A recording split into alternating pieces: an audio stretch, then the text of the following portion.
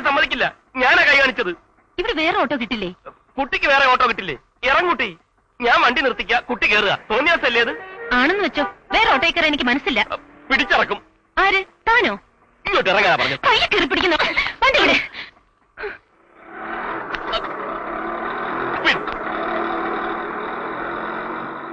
ആ നിർത്ത് നിർത്ത് നിർത്ത്.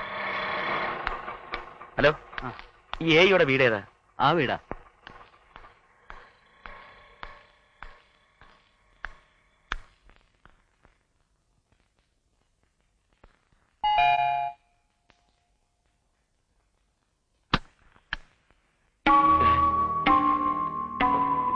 എന്ത് വേണം? ഞാൻ കുട്ടി ഗേറ്റിന് വെളിയിൽ പോണം. ഞാൻ പോയില്ലെങ്കിൽ ഞാൻ പോലീസ് സ്റ്റേഷനിൽ ഫോൺ ചെയ്യും. അതെ,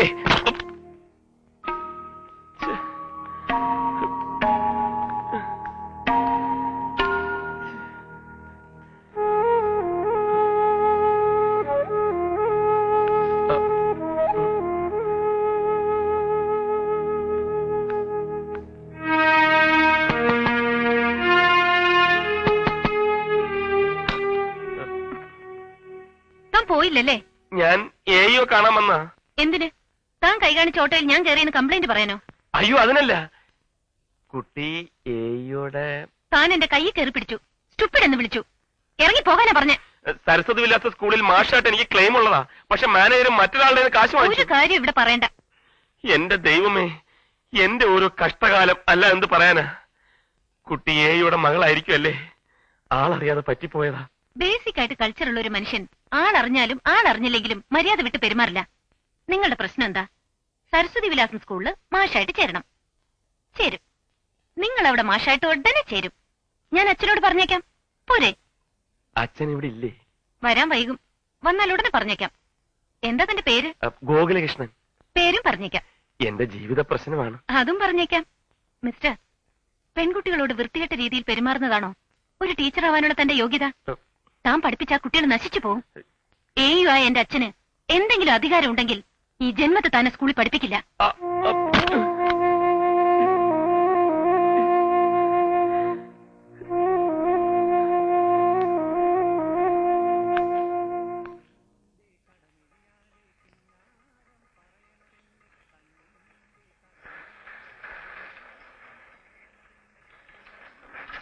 ഒരു ഗോകുലകൃഷ്ണൻ ഇറങ്ങിയിട്ടുണ്ടെന്ന് കേട്ടു. ആരാണ് അയാൾ? എന്താണ് അയാളുടെ ഉദ്ദേശം? അന്ന് ചായ കുടിക്കാൻ കയറിയപ്പോ മാനേജർക്ക് അഡ്വാൻസ് കൊടുത്ത കാര്യം ഞാൻ പറഞ്ഞതല്ലേ? അതിന് അല്ല, ആ കൃഷ്ണനോട് നിങ്ങൾ ആ കാര്യം പറഞ്ഞില്ലേ? പറഞ്ഞിട്ടില്ലെങ്കിൽ എന്തുകൊണ്ട് പറഞ്ഞില്ല? ഈ ഒച്ചത് കുറച്ച് കുറക്കാൻ പറ്റുമോ? ഏതൊച്ച? ഈ സംസാരത്തിന്റെ ഒച്ച. വീട്ടിൽ കൂലിക്കാർ കുറെ ഉണ്ടായിരിക്കുമല്ലേ, അവരോട് സംസാരിച്ച ശീലമായിരിക്കും. എന്റെ പേര് ഗഫൂർ, സ്വന്തമായിട്ട് അധ്വാനിച്ച് ജീവിക്കുന്നു. അതുകൊണ്ട് സൂക്ഷിച്ച് സംസാരിക്കണം. ഈ ഗോകുലകൃഷ്ണൻ മാഷ് ഇവിടെ ഉണ്ടോ? ഈ ഗോകുലകൃഷ്ണൻ മാഷ് ഇവിടെ ഇല്ല. വേറൊരു മാഷ തരട്ടെ. കുഞ്ഞിക്കണ്ണൻ മാഷ് മതിയോ? അങ്ങനെ ഏതെങ്കിലും ഒരു മാഷ കിട്ടിയിട്ട് എനിക്കെന്ത് കാര്യം? ഏതെങ്കിലും ഒരു മാഷല്ല, നിങ്ങൾ ചേരാൻ ഉദ്ദേശിക്കുന്ന സ്കൂളിലെ മാഷ. നമസ്കാരം, ഞാൻ ശങ്കരനാരായണ മാസ്റ്റർ. 1 ലക്ഷം ഞാൻ കൊടുത്തു. വീട്ടിൽ വഴക്കുണ്ടാക്കി സ്വത്ത് ഭാഗം വെച്ചു. അത് കിട്ടിയ വിലക്ക് വിൽക്കാൻ ഏർപ്പാടാക്കി. ഈ കൊടുത്ത 1 ലക്ഷം നിങ്ങൾക്ക് മാനേജറുടെ കയ്യിൽ നിന്ന് തിരിച്ചു കിട്ടുകയാണെങ്കിൽ നിങ്ങളുടെ ഭാഗ്യം.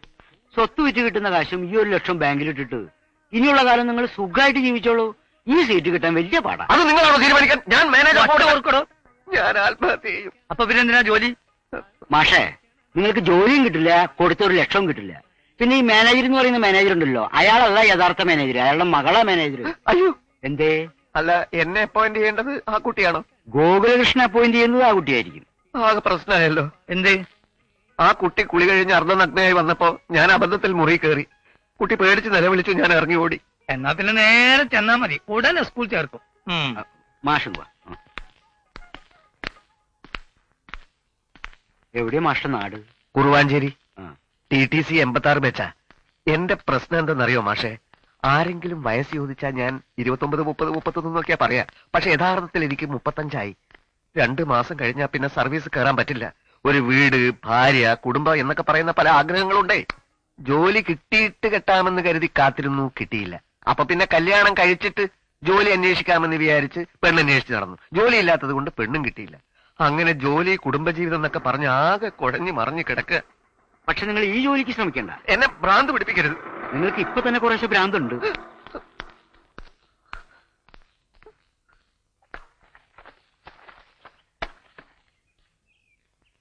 മഹിളാ സമാജം എന്റെ വീടിന്റെ തൊട്ടു മുമ്പിലാ. ഞാൻ അങ്ങോട്ട് നോക്കാറില്ല. ഞങ്ങളുടെ നാട്ടില് ഒരു കലുങ്കുണ്ട്, പൂവാലന്മാരുടെ സ്ഥിരം സങ്കേതം. അതിലിരുന്നുകൊണ്ട് സ്ത്രീകളെ ശല്യപ്പെടുത്തിയ 7 പൂവാലന്മാരെ ഒരു ദിവസം ഞാൻ അടിച്ച് നിരപ്പാക്കി. എന്റെ ഈ ഭാഗത്തുള്ള 3 അണപ്പല്ല് വെപ്പ അവര് തിരിച്ചടിച്ചതാ.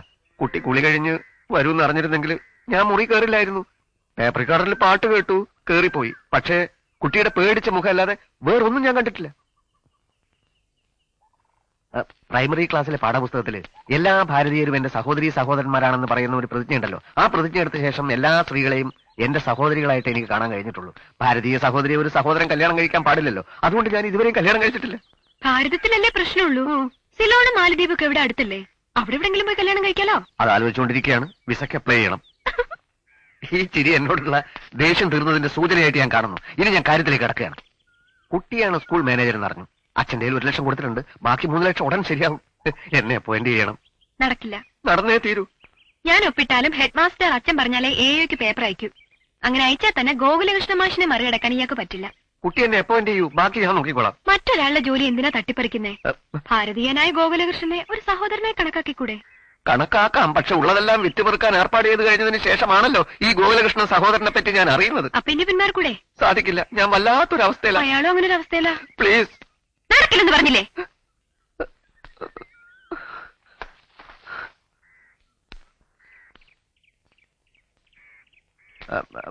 കുറച്ച് വെള്ളം. ഇയാള് പോയില്ലേ? വെള്ളം കുടിച്ചിട്ട് പോയിക്കോളാം. ജോലി കിട്ടാൻ വെള്ളം കുറെ കുടിക്കും. ഉമ്മറത്തെ എന്നിരിക്കെ. മഹിളാ സമാജത്തിലോട്ട് നോക്കാത്ത ആൾ അടുക്കളയിൽ ഒളിഞ്ഞു നോക്കുന്നോ? സോറി.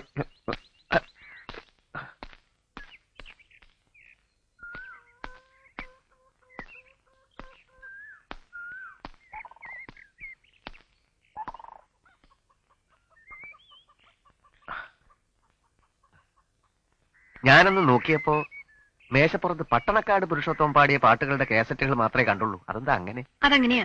മറ്റു പാട്ടുകാരെയൊന്നും ഇഷ്ടമല്ല എന്നർത്ഥമില്ല. ചില ഇഷ്ടങ്ങൾക്ക് കാരണം പറയാൻ ബുദ്ധിമുട്ടുണ്ടാവും. പട്ടണക്കാടിന്റെ പാട്ടുകളാ എനിക്ക് ഏറ്റവും ഇഷ്ടം. അത്ര തന്നെ. അദ്ദേഹത്തെ നേരിട്ട് കണ്ടിട്ടുണ്ടോ? ഇല്ല. ഫോട്ടോ? ഒരു ഫോട്ടോ കിട്ടിയിരുന്നെങ്കിൽ എന്ന് ആഗ്രഹിച്ചിട്ടുണ്ട്. ആ ആഗ്രഹം നടക്കും. എവിടെ കിട്ടും? ഇതൊക്കെ ജീവിതത്തിലെ അസുലഭ മുഹൂർത്തങ്ങൾ തന്നെ. ഫോട്ടോ എവിടെ കിട്ടും? എന്തിനാ ഫോട്ടോ? ജീവനോടെ കണ്ടോണ്ടിരിക്കുകയല്ലേ. വിശ്വസിക്കാൻ പ്രയാസം തോന്നും. ഞാൻ തന്നെയാ പട്ടണക്കാട് പുരുഷോത്തമൻ. ചുമ്മാ നുണ പറയരുത്.